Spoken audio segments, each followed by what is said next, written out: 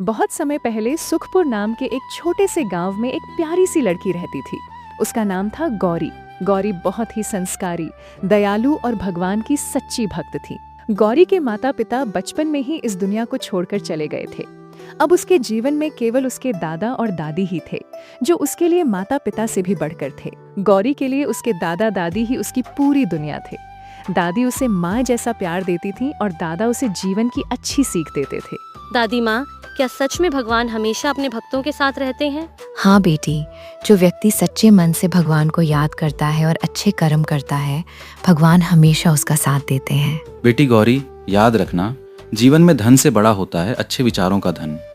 जिसके मन में दया और भक्ति होती है, उसके घर में हमेशा खुशियां रहती हैं।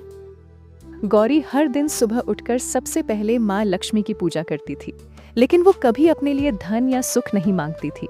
वो हमेशा अपने दादा दादी की खुशहाली की प्रार्थना करती थी। हे माँ लक्ष्मी, मुझे धन दौलत नहीं चाहिए, बस मेरे दादा दादी हमेशा स्वस्थ रहें और हमारे घर में आपका आशीर्वाद बना रहे।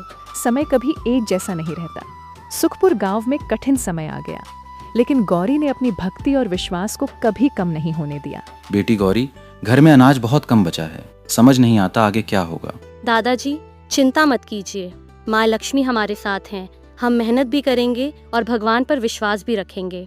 हमारी गौरी का विश्वास ही हमारे घर की सबसे बड़ी ताकत है। गौरी की सच्ची भक्ति और निस्वार्थ प्रेम से प्रसन्न होकर स्वयं माँ लक्ष्मी उसके घर पधारी। माँ, क्या आप सच में मेरे घर आई हैं?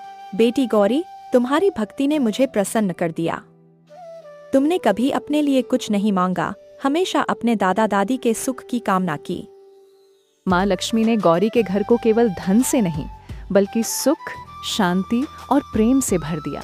पूरे गांव को समझ आ गया कि असली समृद्धि केवल धन नहीं, बल्कि भक्ति और अच्छे संस्कार हैं। बेटी गौरी, तुम्हारी भक्ति ने हमारा जीवन बदल दिया। सच्चे मन से की गई प्रार्थना कभी व्यर्थ नहीं जाती। ये सब माँ लक्ष्मी की कृपा है। हमें हमेशा भगवान पर विश्वास रखना चाहिए। इस कहानी से हमें सीख मिलती है कि जो व्यक्ति प्रेम, सेवा और सच्ची श्रद्धा के साथ भगवान का स्मरण करता है, उसके जीवन में हमेशा ईश्वर की कृपा बनी रहती है।